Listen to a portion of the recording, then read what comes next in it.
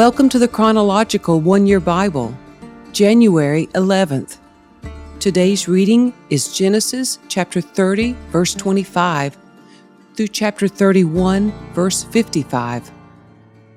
Soon after Rachel had given birth to Joseph, Jacob said to Laban, "Please release me, so I can go home to my own country. Let me take my wives and children, for I have earned them by serving you, and let me be on my way. You certainly know how hard I have worked for you." "Please listen to me," Laban replied. "I have become wealthy, for the Lord has blessed me because of you. Tell me how much I owe you. Whatever it is, I'll pay it." Jacob replied, "You know how hard I've worked for you, and how your flocks and herds have grown under my care. You had little indeed before I came, but your wealth has increased enormously. The Lord has blessed you through everything I've done. But now what about me? When can I start providing for my own family?" "What wages do you want?" Laban asked again.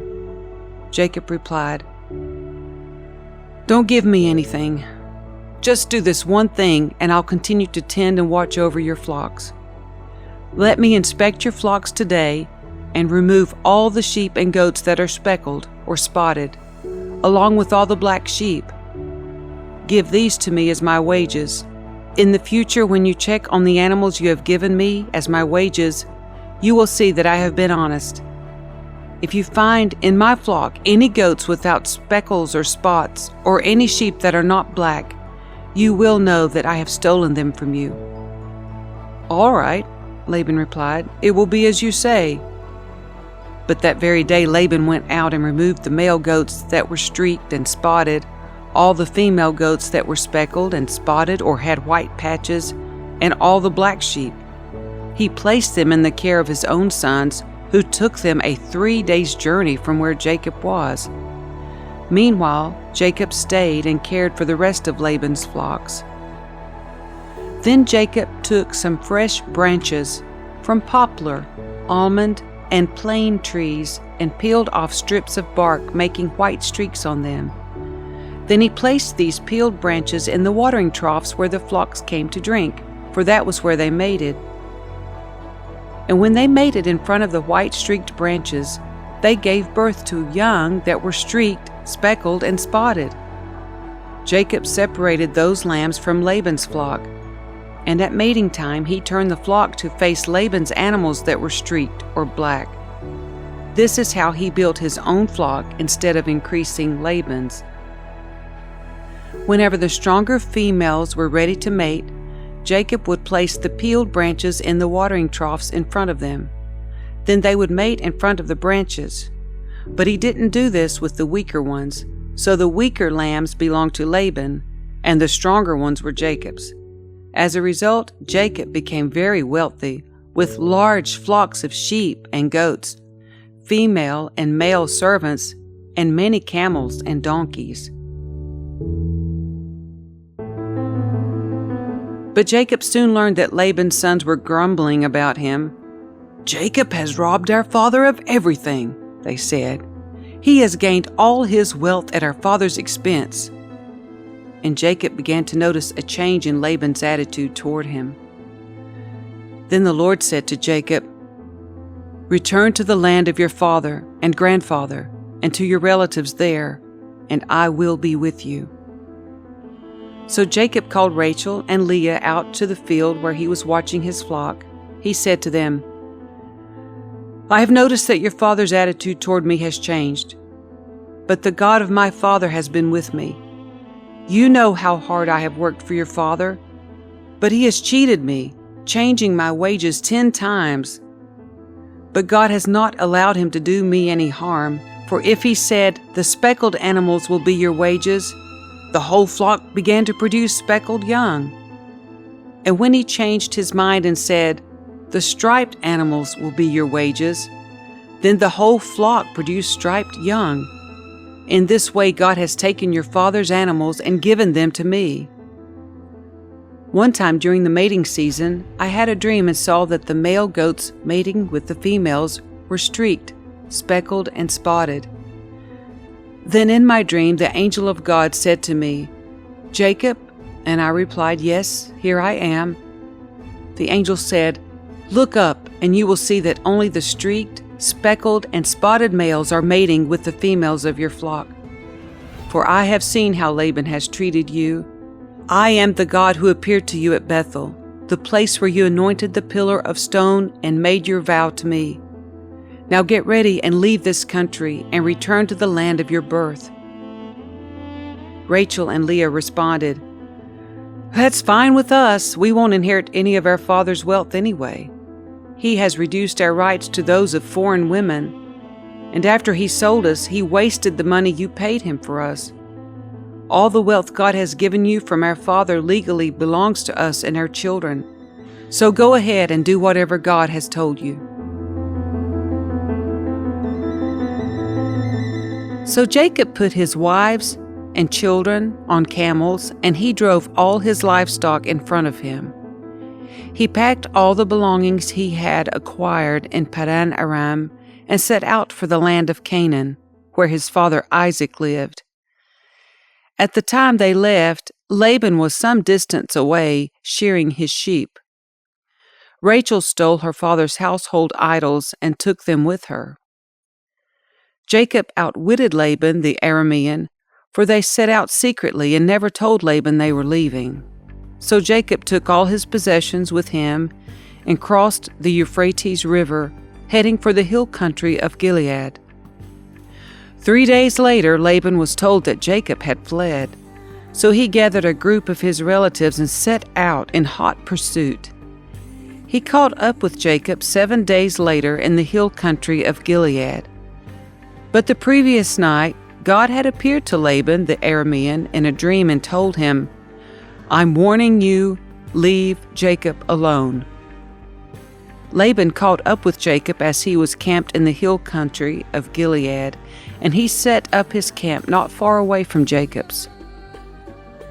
What do you mean by deceiving me like this? Laban demanded. How dare you drag my daughters away like prisoners of war? Why did you slip away secretly? Why did you deceive me? And why didn't you say you wanted to leave? I would have given you a farewell feast with singing and music, accompanied by tambourines and harps. Why didn't you let me kiss my daughters and grandchildren and tell them goodbye? You have acted very foolishly. I could destroy you, but the God of your father appeared to me last night and warned me, leave Jacob alone. I can understand your feeling that you must go and your intense longing for your father's home, but why have you stolen my gods? I rushed away because I was afraid, Jacob answered. I thought you would take your daughters from me by force. But as for your gods, see if you can find them and let the person who has taken them die. And if you find anything else that belongs to you, identify it before all these relatives of ours, and I will give it back. But Jacob did not know that Rachel had stolen the household idols. Laban went first into Jacob's tent to search there, then into Leah's tent, and then the tents of the 2 servant wives, but he found nothing. Finally, he went into Rachel's tent, but Rachel had taken the household idols and hidden them in her camel saddle, and now she was sitting on them.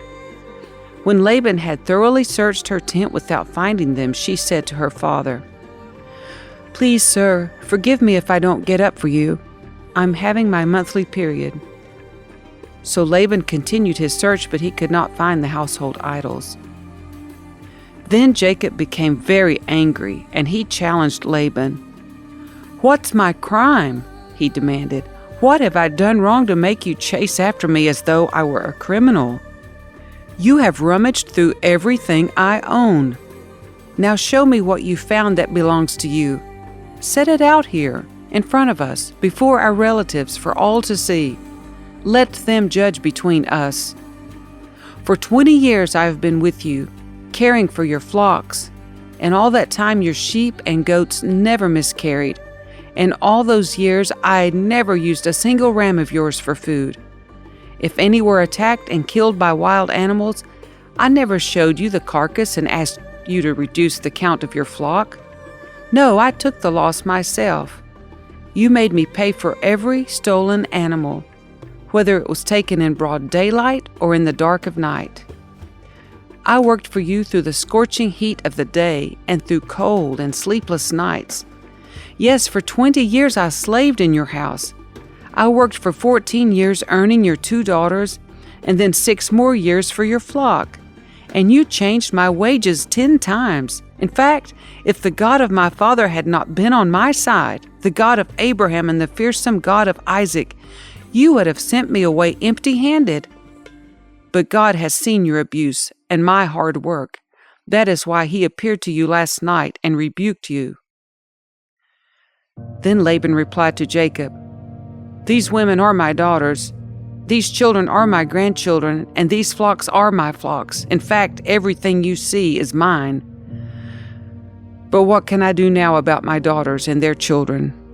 So come, let's make a covenant, you and I, and it will be a witness to our commitment." So Jacob took a stone and set it up as a monument. Then he told his family members, "Gather some stones." So they gathered stones and piled them in a heap. Then Jacob and Laban sat down beside the pile of stones to eat a covenant meal. To commemorate the event, Laban called the place Jegar Sadutha, which means witness pile in Aramaic, and Jacob called it Galid, which means witness pile in Hebrew. Then Laban declared, "This pile of stones will stand as a witness to remind us of the covenant we have made today." This explains why it was called Galid, witness pile. But it was also called Mitzpah, which means watchtower, for Laban said, "May the Lord keep watch between us to make sure that we keep this covenant when we are out of each other's sight. If you mistreat my daughters, or if you marry other wives, God will see it, even if no one else does. He is a witness to this covenant between us." "See this pile of stones," Laban continued, "and see this monument I have set between us? They stand between us as witnesses of our vows.